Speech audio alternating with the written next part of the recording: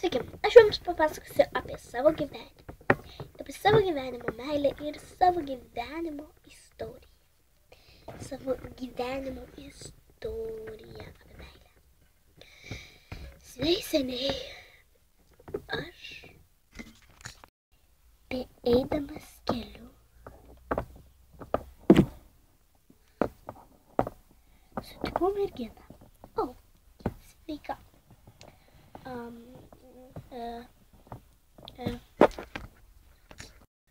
Aš su ja susipažinau. Na ir tapome kaip eilinė pora. Bet mūsų meilė buvo tokia karšta,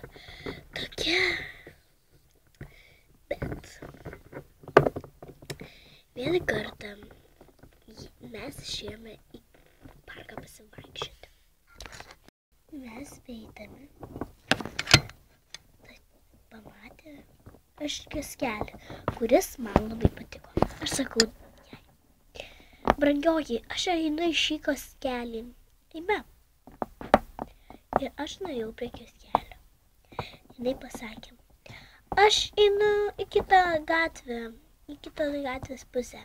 Tenai yra mano mėgstamiausias kioskelis. Ir jis priėjo